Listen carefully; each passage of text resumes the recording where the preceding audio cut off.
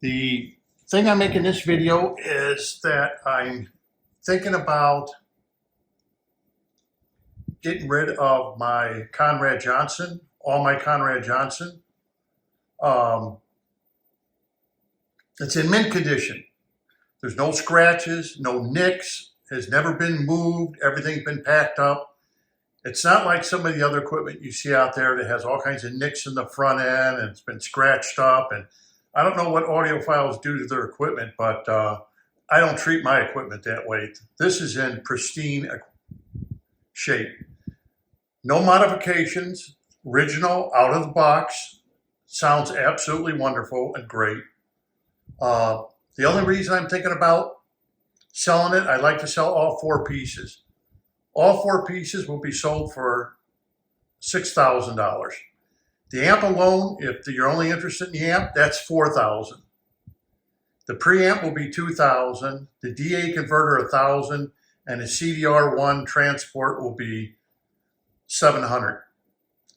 And the only reason the prices are like that is because the equipment is in great condition. I've already taken care of it. The preamp has been open to clean the pots and to keep it clean. Everything is tubes. The DA, the Premier 9 is tubes. The preamp, the Premier 10 is tubes. And of course, you know, the Premier 11A is all tubes. With, I have 6550 tubes for it, but the tubes have been changed to 120s. And it sounds great. The 6550 and the tubes that are in there do sound different. It depends on what kind of sound you want. You want more in the bass, you want more in the high end. But the only reason I was thinking about getting rid of it is because now, since I'm older, I think this is an opportunity of a lifetime for somebody who wants very high-end equipment but can't afford it. Let's face facts, Conrad Johnson equipment today is extremely expensive. The only thing I have is I'm not going to sell it to somebody out of state because I'm not going to pack it up. To pack it up, because each piece is so heavy, it would cost me over $100, $150 to have it packed up and shipped just about anywhere. And that's way too expensive for the pieces. And you would have to make sure they're packed up extra good. So anyone who maybe lives in Florida wants to take the trip, that's one thing. But I think that this is not something I'm going to send out of state, only because it could get damaged. And then that's on me. And no thanks, I don't want to go that route. Everything sounds absolutely perfect. There's no hum, no buzzing. You can put your ear right next to the big horns and you will hear absolutely nothing. You don't even know the set is on. It is that quiet. Most amps and preamps are noisy, not Conrad Johnson. Conrad Johnson is like the dead of night. That's why you have such darkness in between the notes, because there's absolutely nothing. And that's the reason you get dynamics, because you hear absolutely nothing. Of course, if there's going to be a pop or a click or something from a record or from a CD or something, you're going to hear it. You know, it's revealing.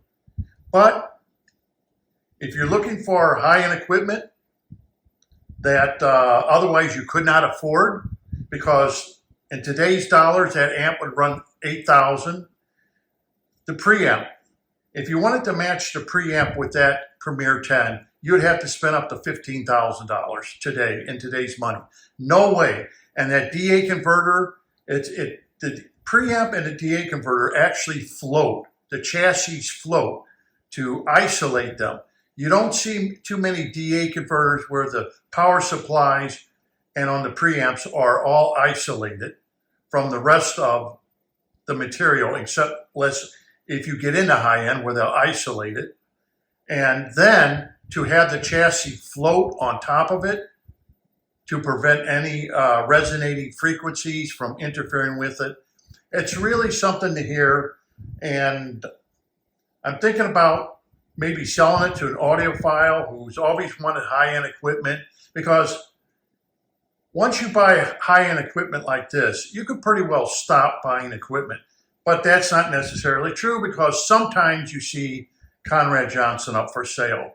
But at this price, you get all four pieces, $6,000, but separately, like I said, amp $4,000, preamp $2,000, going to be over $1,000 and $700 for the CD changer and $1,000 for the DA converter. Now, a lot of people say, well, the DA converter is obsolete. No, it's not. Back in the 90s, DA converters hit their precipice. And today's DA converters, they don't sound better. They're tricking you with numbers that, oh, sonically it's going to sound better. No. The precipice of DA converters was in the 90s. That's why you see DA converters from Mark Levinston and stuff still going at a premium price. They were excellent back in those days, and they're excellent today for anyone who still plays CD. You could not, let me put it this way, if you went out and bought a $2,000, $3,000, or $4,000 CD player, the DA converter wouldn't even match up to that Conrad Johnson Premier 9.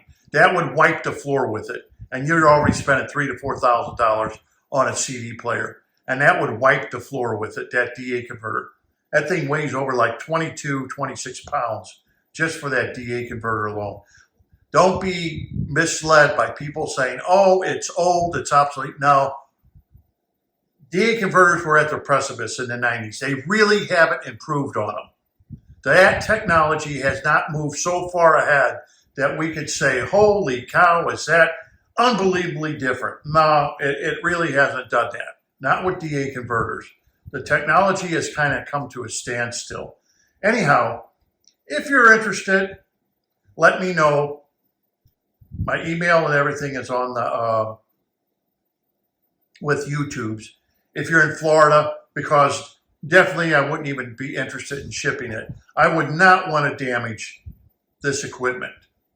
That's all there is to it. It's just too ungodly expensive and just too good of shape.